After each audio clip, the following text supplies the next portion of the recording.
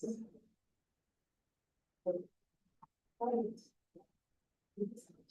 think you meant, yeah, it's meant to be this time.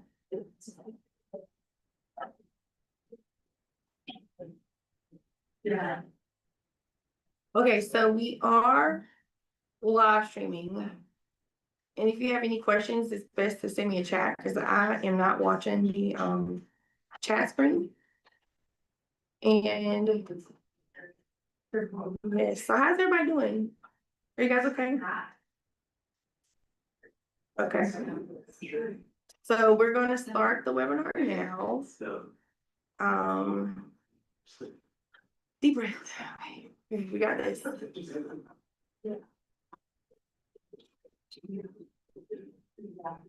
And I just so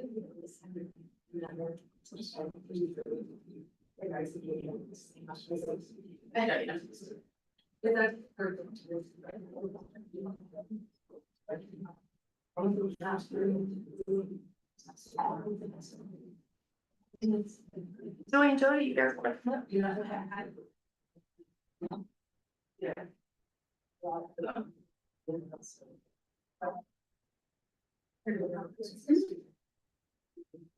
Yeah. Can we just my phone and somebody takes.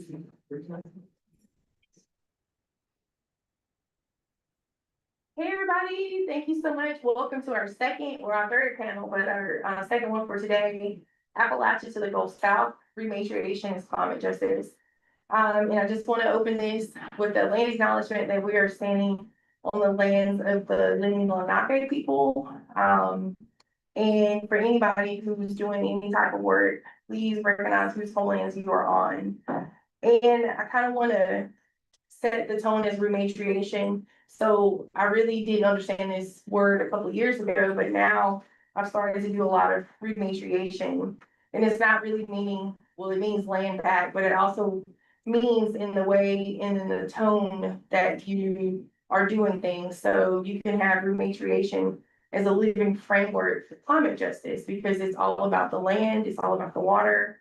And I want to have this intergenerational dialogue spanning across Appalachia to the Gulf South. And so we have Claire and Aiden from my team. They're fighting on the SSEP, so Southeast Supply Enhancement Project.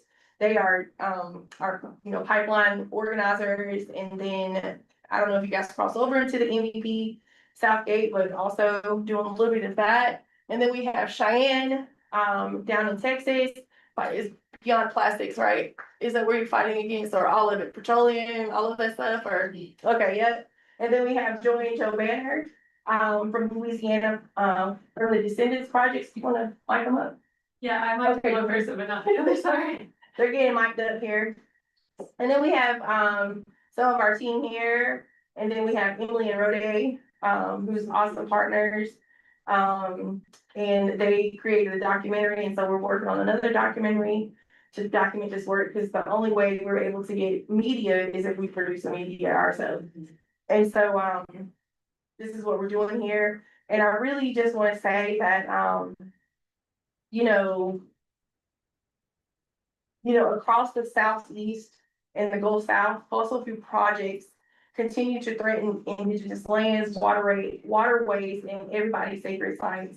So from cemeteries and cultural sites to even our burial sites. And the last session and this session, we want to reclaim climate leadership through indigenous sovereignty, cultural revitalization, and the rights of nature. And then together we assert that our lands are not sacrifice zones. Rivers are not property, and our laws are sacred. And so first, I just want to kind of open it up with Aiden and Claire. And if you could just give us an update about what's really happening in North Carolina and Virginia about the pipelines. And I don't know who wants to go first, so. I'm happy to start us off. Hi everyone, my name is Aiden Loretz. Like Crystal introduced me as, I am a community organizer for Seven Directions of Service. So my focus is on the methane gas pipeline build out that is happening in our state of North Carolina. So I get to work with Claire and other awesome organizers from across our state and the state of Virginia to kind of try and make sure that we are accurately representing the community folks of the Southeast and their desire for lack of desire for fossil fuel projects. So I focus on the Southeast Supply Enhancement Project. It is a fracked methane gas pipeline that is going to be proposed to come through North Carolina. There's a ton of impacts to different species as well as water crossings. It crosses over 170 different water bodies, threatening over 1 million North Carolina citizens access to clean drinking water.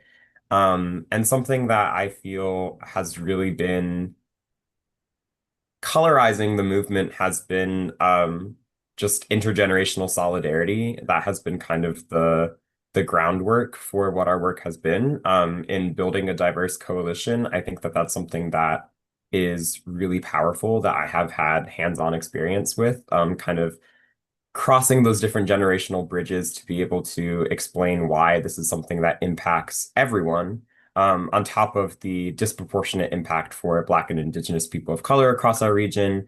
I live in Guilford County, which is one of the impacted counties of the proposed pipeline, where 24.8% of our community is considered already environmentally burdened, which means that those are elderly folks, disabled folks, English second language speaking folks, Indigenous folks that live in Guilford County that are already facing the brunt of environmental injustice. And these projects like the SSEP would only make that even worse.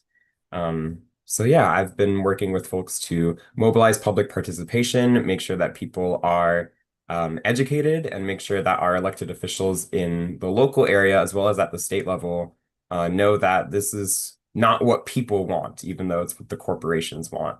And it's connected to a very big, messy web of natural gas build out that's happening across the Southeast. And I'll pass it to Claire so that they can share some more about some of the other projects that are happening. Thanks, Aiden. Hey, everyone. My name is Claire, and I do a little bit more of, well, I'm an organizer as well, but I tend to lean more into kind of the strategy side of it and intel, information gathering, and really thinking about what we're doing and why. There's a lot that could be said about the gas build out in the Southeast because it is massive. I guess to really just create a bit of a framework, there are, multiple pipelines. Aiden just touched on one of them. So if you kind of multiply that project by like 3, I think maybe even 4 at this point, our coalition can't even keep up with the different projects that are being proposed between the pipelines, gas plants, and if you go deep enough, you'll find your way to data centers as well. It's so interconnected, and it's a very aggressive push for this infrastructure that's only going to burden people who are already vulnerable, who are already pressed for resources, and as we know, line the pockets of those who are far, far away from the risks and the threats. As far as, well, because a little bit of a timelining for a couple of these projects, such as SSEP and MVPS, a lot of acronyms, but that one is an extension. The MVPS is an extension proposed of a pipeline that already exists. It's all part in creating this interlinking web of methane madness. But with that, we've gone through some state permitting periods where we've been pressuring state level elected officials to deny permits that would stop the projects. And as we're kind of coming to a close with some of those periods, we're moving more into, okay, what other leaders and elected officials can we really pressure? This goes up to state level, as well as really just expanding and broadening our coalition. And that's something that I personally have been really sitting with and chewing on, how to leverage our resources. We're up against people who have so much power and so much money, and we're a bunch of nonprofits doing our best. So yeah, there's been a lot to consider, and a lot of really cool opportunities as well. We're just continuing to create kind of alternative actions such as webinars, rallies, educational spaces, just to bring more people in. And we've also been really blessed to have a solid like, media really like collaboration over the past several months to really help push that outreach and education both to like directly impacted communities as well as those who might be further out. Yeah, with that being said, I kind of do want to highlight maybe one little example, the county Rockingham, actually where Crystal lives, that is facing three of these proposed pipelines, kind of all in one location, which is a massive amount of, would be a massive amount of destruction, construction, displacement, resource threat. There are endangered species that are essentially implicated by multiple projects. And one concerning thing that we run into is state and federal agencies don't really like to look at the compounding effects of multiple projects in one place. So our job continues to be to lift that up and to highlight and say, hey, if you got two things coming in the same place, the effect is going to be compounding. It kind of just makes sense, but it's something that we keep having to kind of re-explain and highlight. So yeah, just to give an example of the many different facets and angles which we do work to work towards that just transition away from fossil fuels. Well, thanks so much, Aiden and Claire. I'm so proud of you guys for doing this, and thanks for hopping on this call.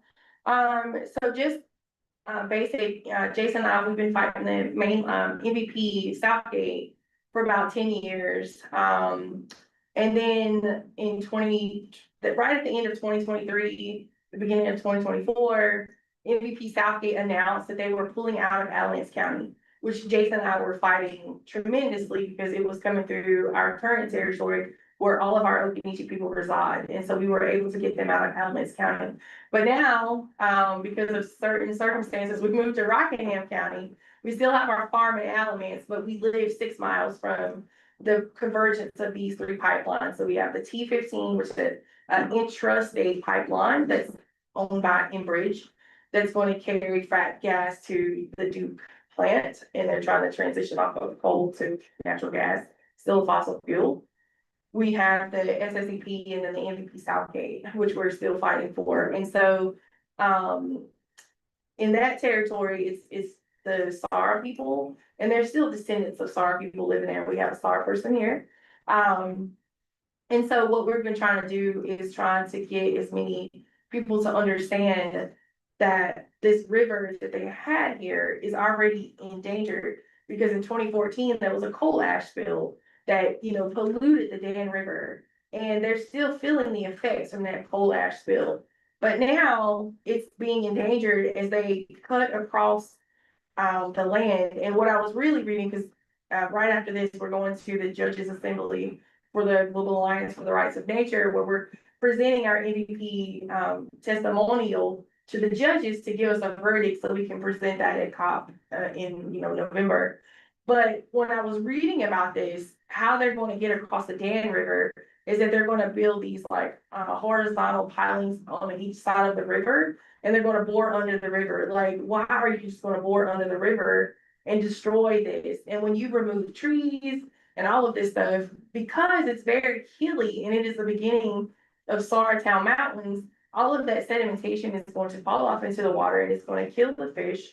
It's going to, it's going to just really destroy the ecosystem. We have a couple of rare plants that only grows in that Roanoke River Basin and the Dan River. There's the James Spiny mussel. There's also the candy darter with the Roanoke log perch, along with, I can't really think of this other flower, right? But it's considered a sacred medicine because we use that in our herb, curing some of our ailments. But and you can only get it in that watershed. But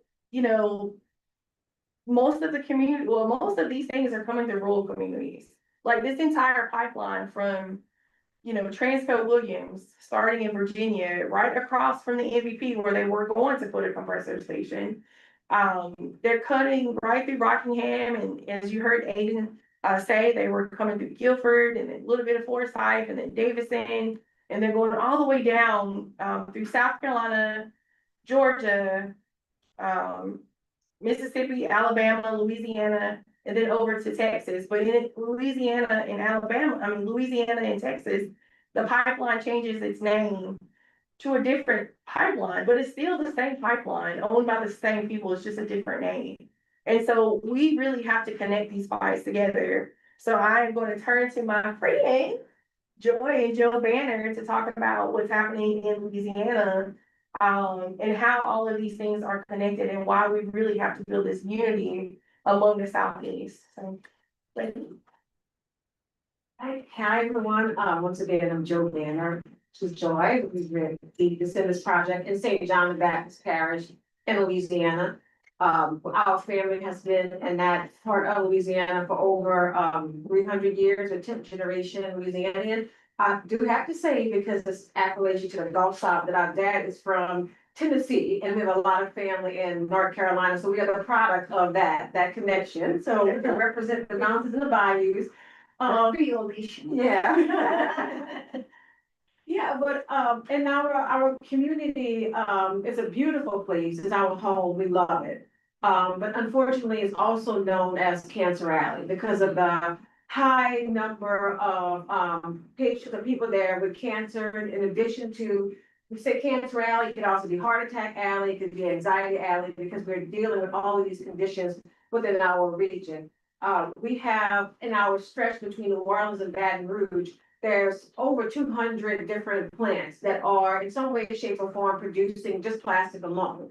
That's not counting the steel plant, that's not counting the aluminum plant. They're all along the Mississippi River for the most part. So that river is treated as it's been called a highway, it's called a road. All of the sacredness, all of the respect for it has been eliminated by most of the people in government. We've gone to meetings, in fact, we're like, how to exploit this resource there. So because you have that exploitation, we as a community are exploited.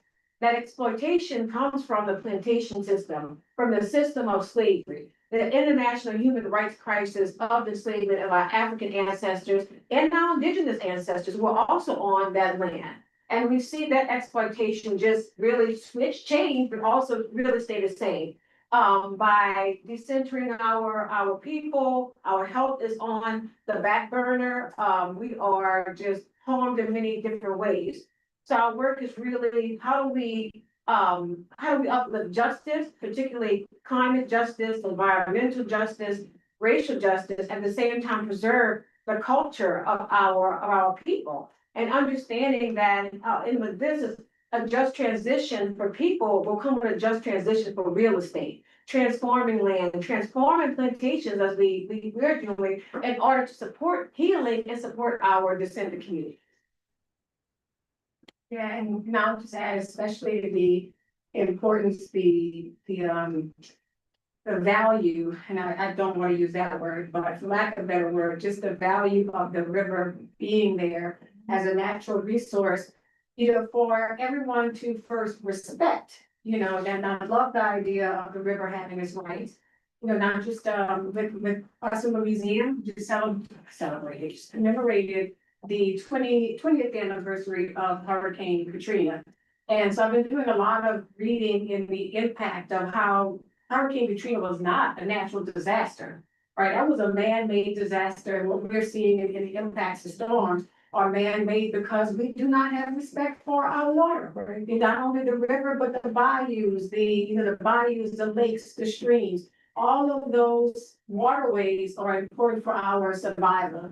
And if we're just looking at it as a resource that we can extract, I've heard it called this, we have a resource curse. So it's a shame when you have a natural resource that is around you. And like Joe said, we've been river people for 10 generations. And who knows beyond that, right? Our ancestors are on the motherland, but it's just really important for our survival that we respect the river. I appreciate that. Thank you so much. And you know what? Man, we might be right. You got the privilege. No, what? Me too.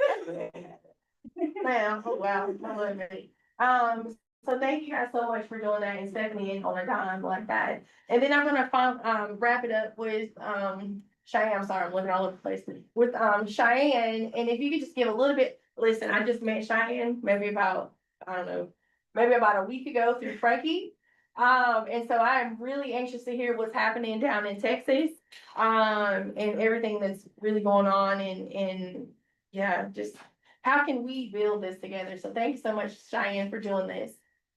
Well, thank you for having me. I'd like to kind of bounce off of what Joyce was saying with respect and the respect to Mother Earth, respect to the lakes, the waters, the land. So that really kind of ties it all in together with what rematriation means for us about returning to balance.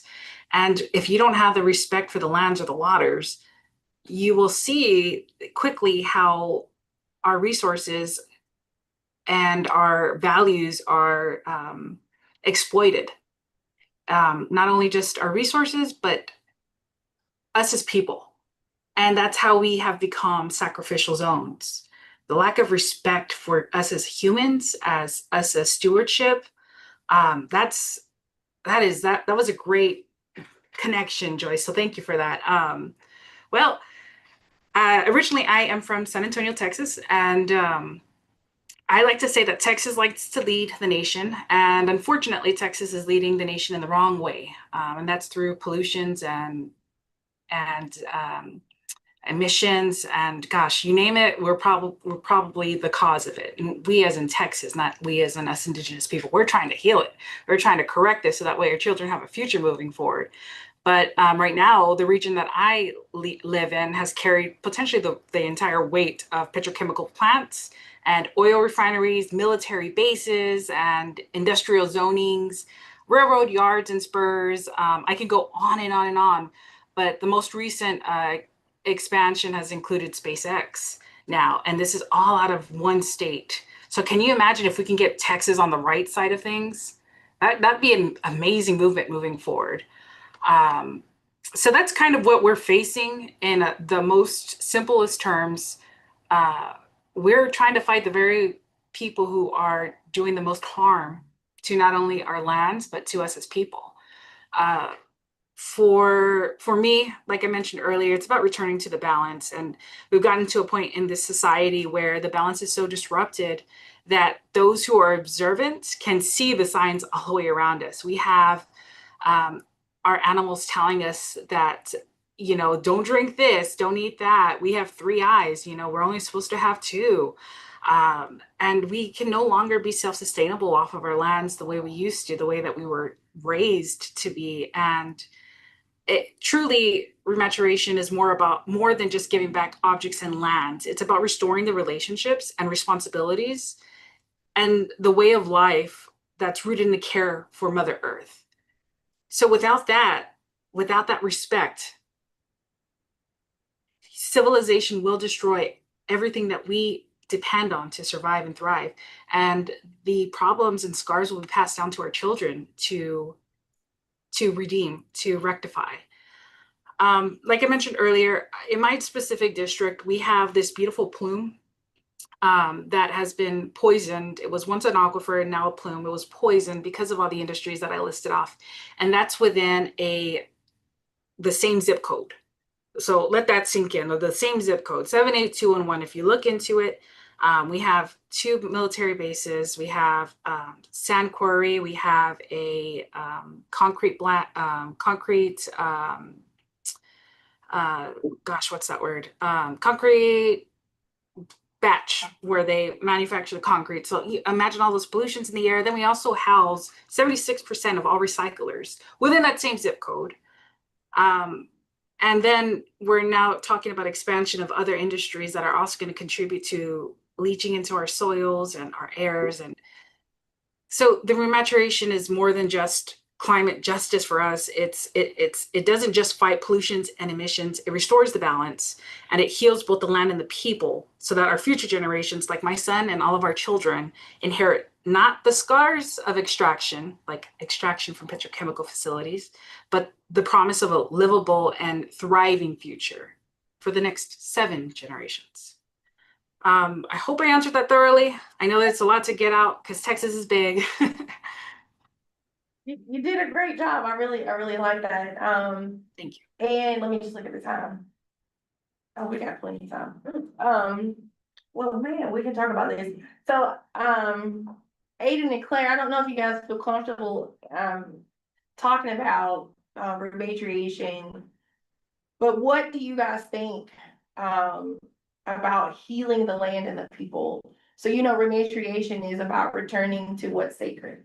So, if you guys would give me your perspectives about what do you think, how would rematriation heal both land and people?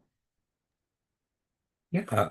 Thank you for yeah, for giving me the space to. I just think I should acknowledge first for the room that I am a white person.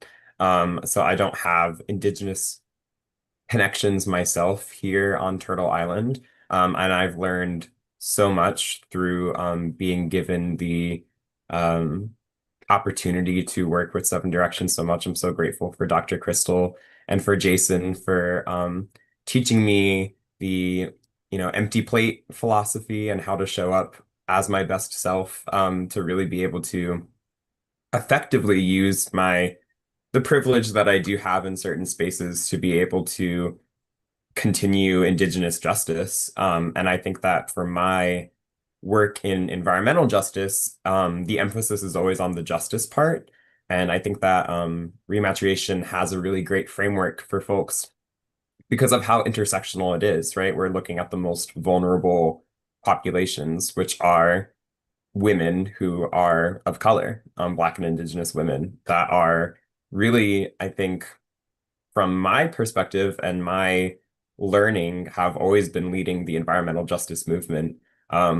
It's often credited as starting here in North Carolina, as folks were battling with chemicals that were being sprayed on their lawns. And I think I'm really always trying to be aware of how I can engage with the community that I have access to and include these kinds of really intersectional ways of achieving environmental justice, right? We can't protect the environment without also advocating for better paying jobs and for, like there's a connection to the labor movement. There's a connection to gender and sexuality, right? We are at a moment, I think, in the social justice movement where we need things to be intersectional.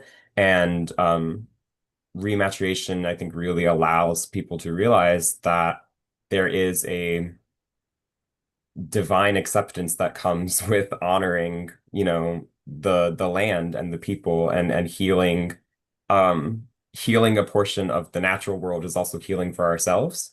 And I think that a lot of people are waking up to that more so.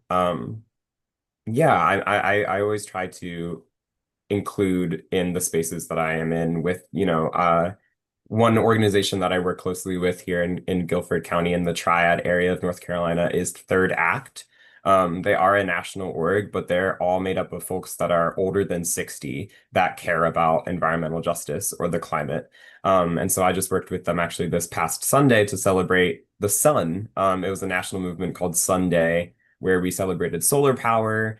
And so, that was me sitting on Zoom for a few months with a bunch of older women, and it was really awesome and exciting for me to be a part of that group and to kind of show that, yeah, this isn't something that really only affects certain groups of people. This is affecting everyone, and we need to be in solidarity. So standing in that group on Sunday at local community center with just seeing like a completely diverse range of folks. I saw new faces, I saw old faces, but got to have really great conversations about how climate justice is justice for the people, is justice for the land. It's more than just conserving and making sure that a park stays nice for us to be able to use it.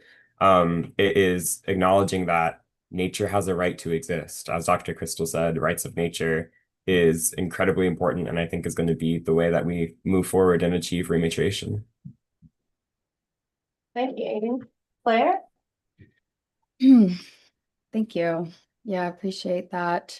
I appreciate this opportunity to just kind of share really for a white body person is what I've learned, right? Because there's a difference in the innate wisdom and understanding, and as what us as white folks have to like actively deconstruct and learn. So This feels like a pop quiz, and I'm here for it. So when I think about rematriation, I think Cheyenne put it really well by using the word balance, like a rebalancing. So I'm back in school and in a recent kind of pre-civilization up to 1500s course I was in. When reading the textbook, I picked up on something that really confirmed what I had been coming to understand, and that is the very direct link historically back to the very first instance of empire between empire and patriarchy.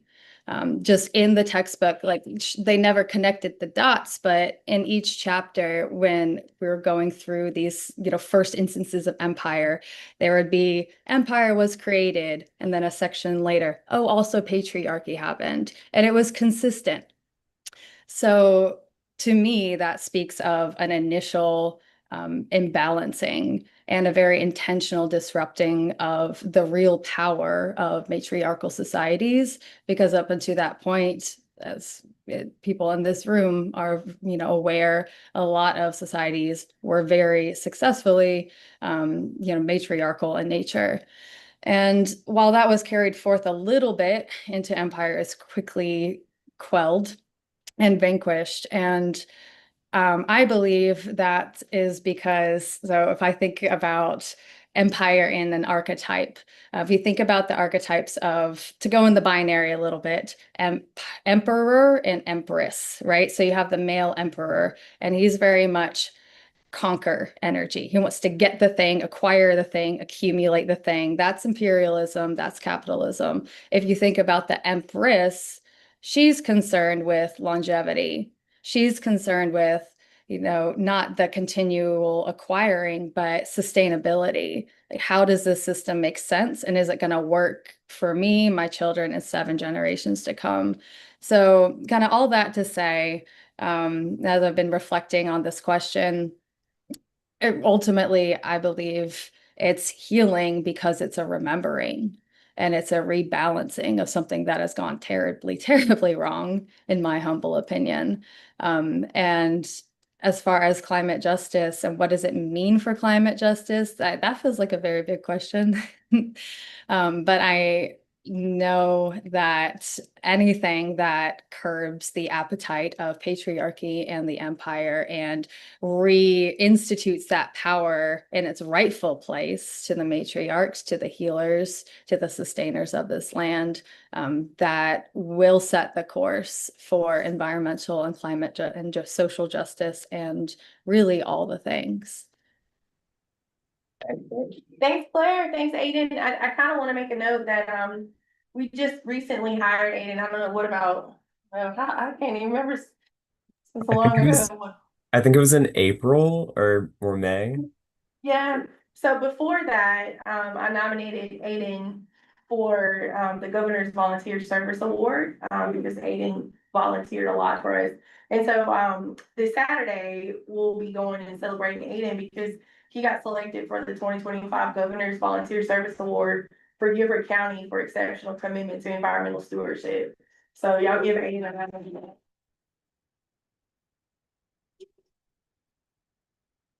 So yeah, Ada was one of our most dedicated volunteers, and I was able to get the funds to make Ada a part-time employee. So thanks so much for both of you guys being here. And so I'm going to turn it over here to you guys because you guys have already been doing some healing and rematriation. But how does that play out for you guys with the Descendants projects? How you both heal the land and heal people, and what do you think it means for climate justice? Well, I think when we say the word rematriation and taken from the last conversation about like the mother is a creator. That is the creator, that is the life. And we are in an extractive environment where there is a death wish. To see something healthy and living means that there needs to be that there's money being left on the table.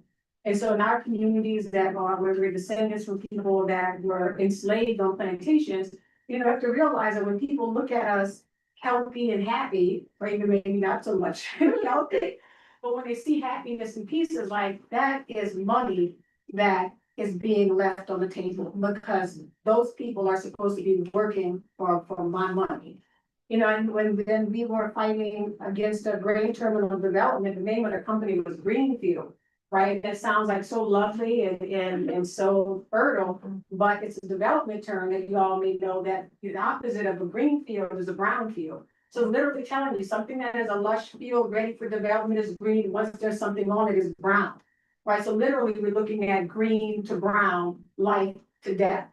And so we have to understand that ultimately it is about how will we destroy the natural in order to get the artificial, which is more controllable. And so, for me and Joe, in our work, in terms of rematriation and saving our community, we do have a philosophy of how much land can we steward? And especially, and plantation grounds, because that allows us to speak for the life of those that were enslaved. Because we talked about the brutality of slavery, but we also talked about the lives of people that were there, why we bring them to life. We talked about the value, the financial value of a life that was used for the purpose of business. And Dr. Jamala, when you all presented at the UN, you just had like this beautiful statement about the bodies of African Americans being used as like the startup capital for the United States. And I was like, oh my God.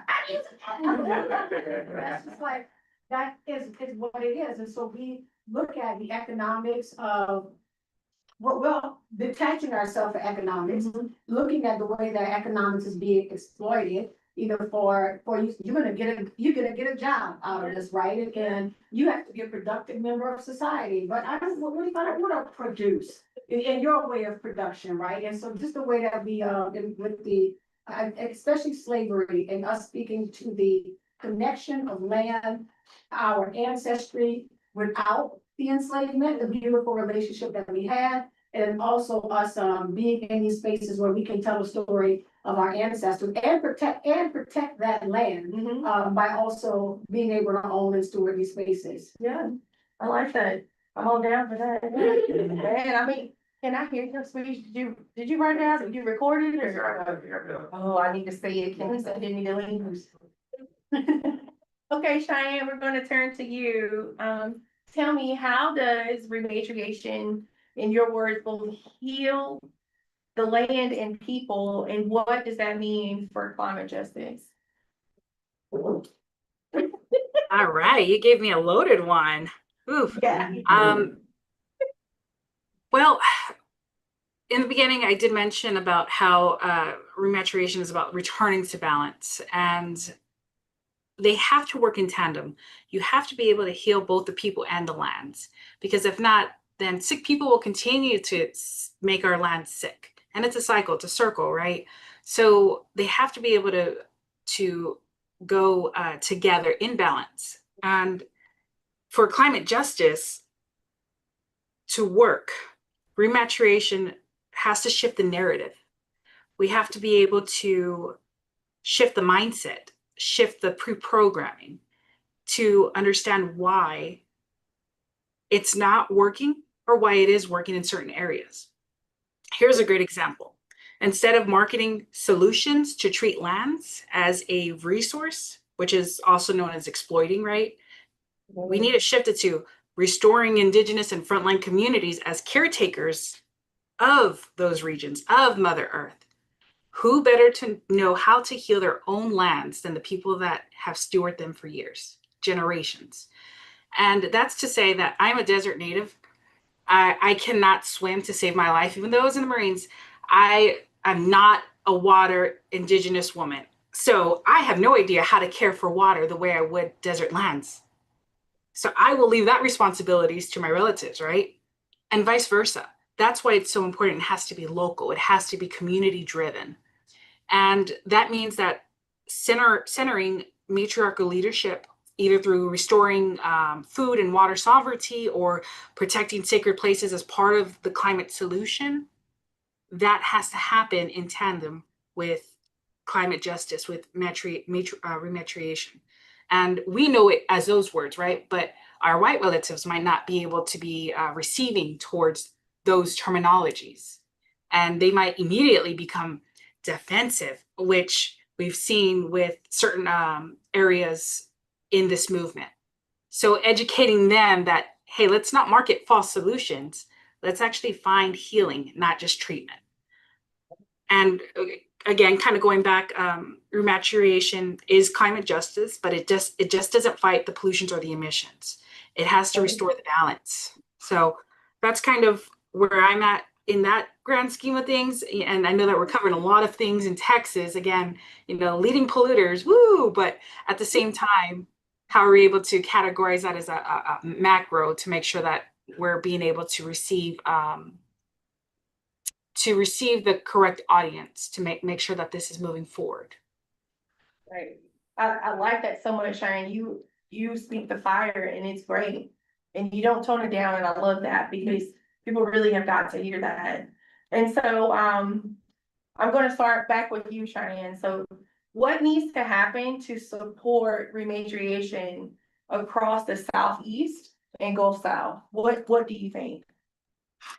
I have a few categories in my brain, so hopefully I can Okay. verbalize it elegantly. So we need to shift away from the extractive economics, and we need to shift towards community-led systems that are aimed to care for both people and land. So that's one. Community health and safety, right? How are we supposed to be able to know that the air that we're breathing is actually clean air and it's not just hidden toxins?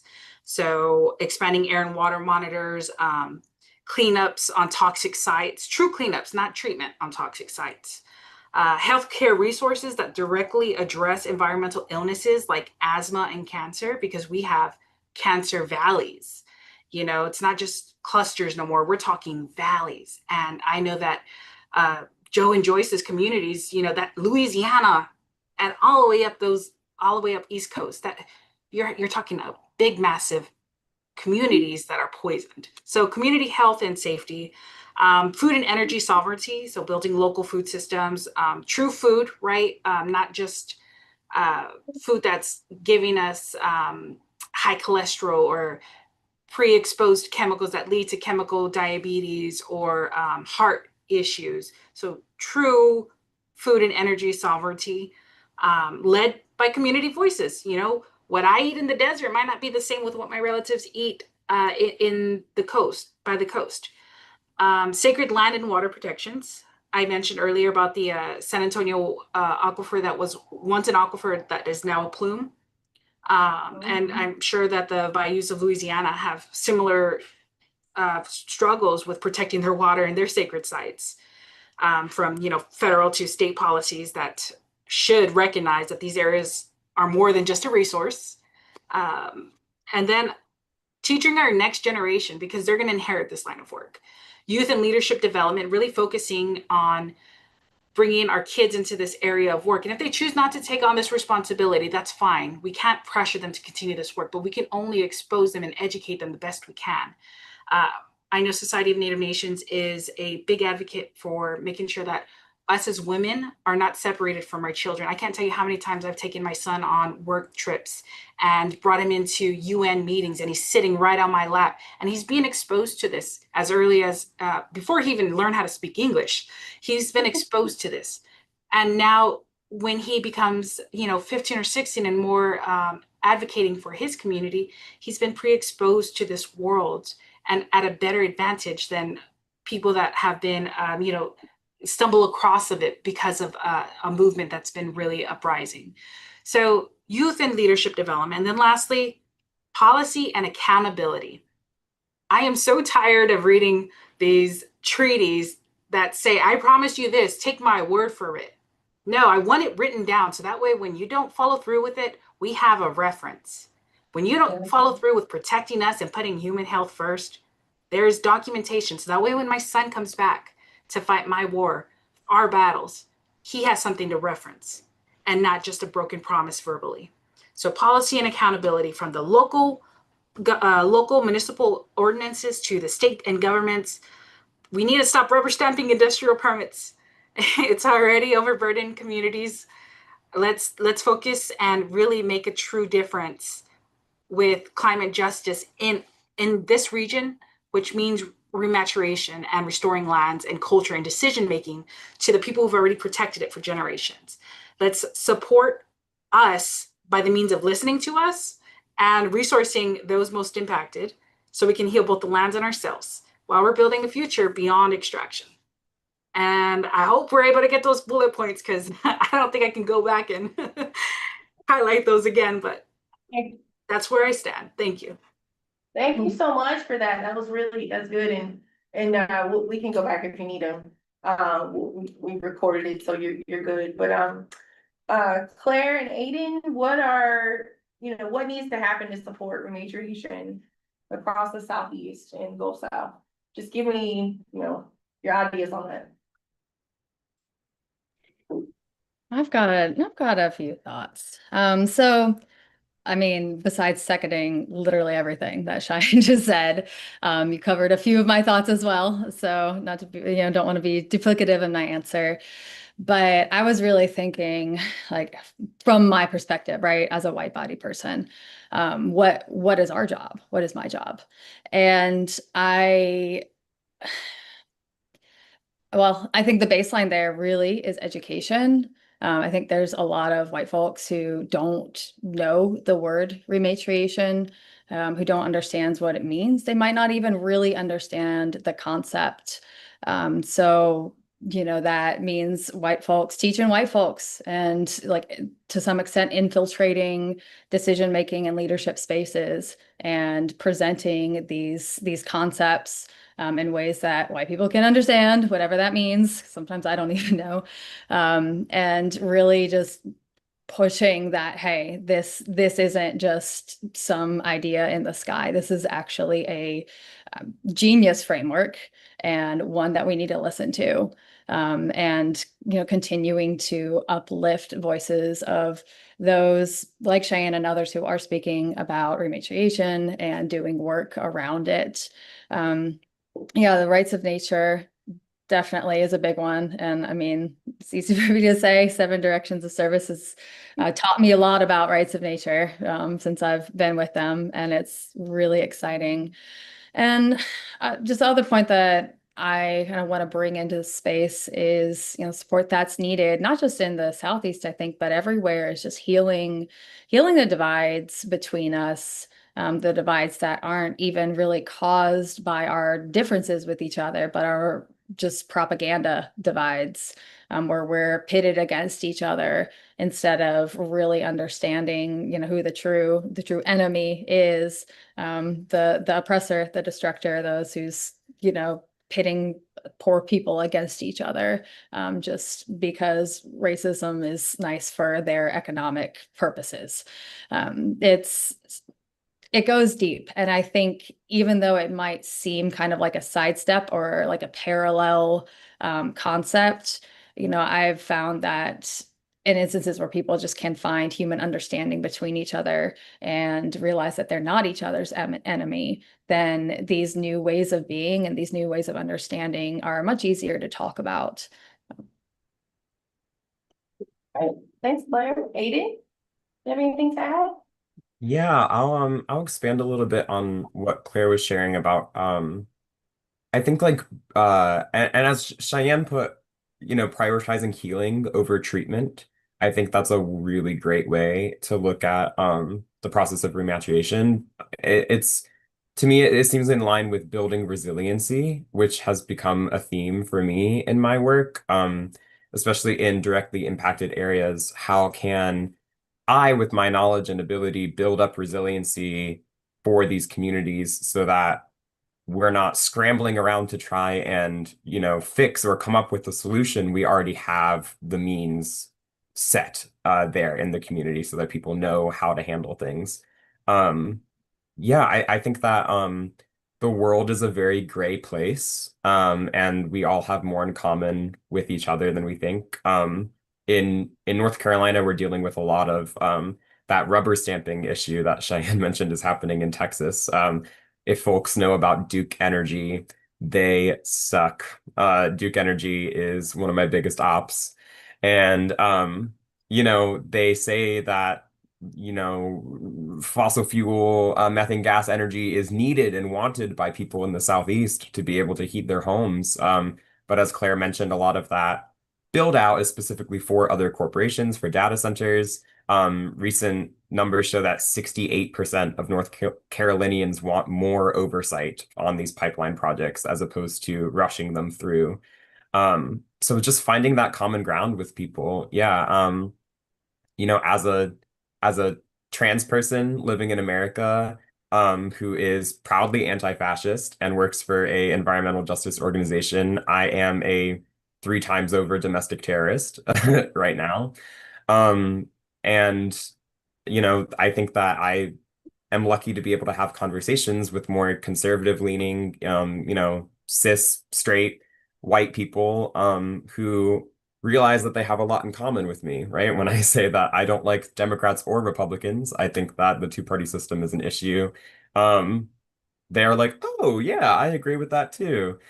So finding ways to really, yeah, find that common ground throughout all of these processes to be able to insert those little ideas of how to build up resiliency, how to protect our people and our land, and why rematriation is what will heal all of these different issues. Perfect. Thanks, Aiden. I'm right there with you. I don't like the two-party system either. Maybe so.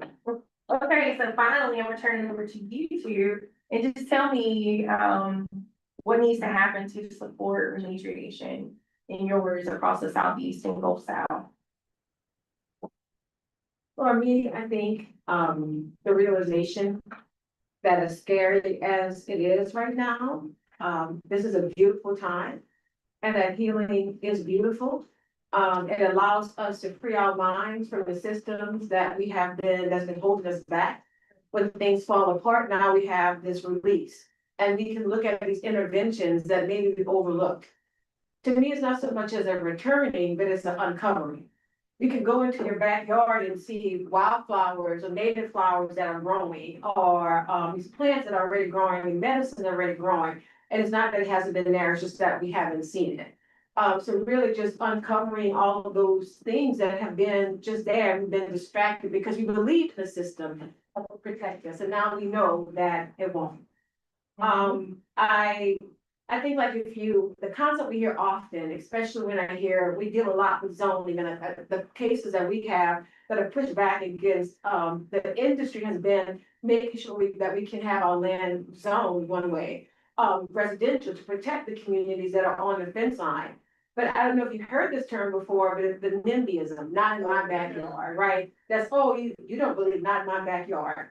But we can't even control our backyards. Even our backyards aren't under our control. Someone's telling us that you should feel guilty because you want to have a safe and healthy and happy backyard. So that language has been used to even take us from the little bit of land that we do own. So it's not even so much about these large acres. We have about 1,700 acres of land that we would love to change and use for our community. But it can start with a plant in your home and the control you have with that, because it's these small interventions that make the big difference in our lives and our uncovering of what is the pathway forward for us. When the pathway forward has always been a path underneath our feet.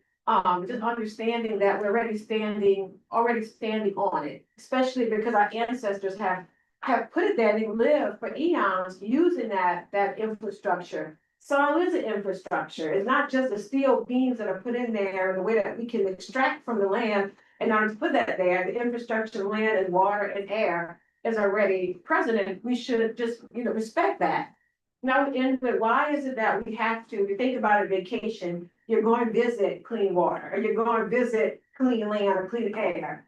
Why can't we live like that? Why do we have to transport ourselves into another realm? That should be the way that we live. And I think once we get that notion of the respect and the love that should be there in our backyards, then that will lead us back to the freedom in our land. Well, can I just add, we have to become part of the political system, going back to the two-party system. You're right. Nobody's satisfied with the two parties. And so the people that are here in this room, and I did it, I think Crystal, you did it too. We ran for office. Yeah. It was terrible. Well, that was what I was going to do. I came out for that board. But you know, there was a lot of good like information that came out of that we were able to use some of the information because of the pressure of being in a race. That we were able to use, it put pressure on the wrong people to do the wrong things. And that is information that we have in going forward with litigation. You know, so the laws are there. There are laws. And like, we have to be like, okay, there's a legal system. It ain't perfect, but what can we do? Yeah. Right? Like when you talk about the rights of nature, right? We got to, what are our rights? Let's start there. And I think we've gotten away from looking at the way that the civil rights movement organized, the way that labor organized. We have to educate ourselves in the way people got together and got power. Right, even if we want to use it, our power could be different, but we've got to be the ones not just talking, but using the master's tools to take down the house. And then we can do it, but we got to, I think it's good for us to talk in the abstract and like the way that it's great that we're visioning and we're dreaming. But I think what's hurting us in this movement is that we're not bringing it down to the practical, like to the ugly, to the shit that we don't want to do. I did not want to run for office. Can I say it again? I did not want to run that. But what I did enjoy out of it that was beautiful was that I was door to door. I was canvassing. I was knocking on people's doors. The part that I thought I was going to hate the most, I loved it. Because it was eye to eye with people. They softened up when they saw somebody at their doorstep. Like it put me in such a humble position to be asking for them to listen to me. I saw neighborhoods that I thought had somewhat recovered from Hurricane Ida. And I was going down the streets, right in the back of these streets, the way that we're set up, the front of our neighborhoods, that's where the plantations were. That's where the big houses were. The further you go to the back of those lands, that's where enslaved people live. That is where still historically we still have more poverty, we have less visible. And when I walked down those streets and I saw that same structure reverberated back because I'm seeing blue tarps and stuff. I'm like, man, you know, I'm learning so much more about these communities that I never learned before. And that's what we have to do. We have to start going door to door, even if it's just, I'm just introducing you. Would you like a cupcake? Like, what are some things that conversation with one another has to happen? My God, you bring up so much memories about running. You know, I'm not just thinking about this, having the Democratic campaign pour $3 million into a primary to make sure you don't win. Yeah, that sucks. That's also, but that's not all trophies are made of metal. Yeah. So, yeah, I just, you know, somebody asked me, am I gonna run again? And in a little bit, I might run again, but not right now, but I really want to organize my community because we have got to start at the local level, like Claire said, educate people, bring it together. And then when we can unite our cities and our communities, then we can build a movement because we really are going to have to go back to how we did it in the civil rights. And people these are scary times, but you cannot be scared right now because if we don't, we're going to be, you know, back where we went. I am not doing that. No, I am not my grandparents or my ancestors, you know, it was different times. So call for different measures. So I'm just let y'all know that. But I just want to thank y'all so much for, you know, stepping in on the dime and just, you know, giving us your you know, information of what's happening into your communities. And thank you guys for being online and for doing this and letting people know what's happening in, you know, the Piedmont, really not Appalachia, but the Piedmont of North Carolina with the pipelines, and then Cheyenne down there in Texas. Because we really have to start having these dialogues and really having exposure to frontline leaders speaking this or fence line communities, because we know what's happening in our own communities and not having people speak for us. So I just want to say our lands are not sacrifice zones. Our rivers are not property. Our laws are sacred. And so we cannot commodify ecosystems. So thank you so much for being here. So I'm so excited. This is our second Climate Week panel. So yeah. Okay, so what? Okay, y'all, I'll see you later.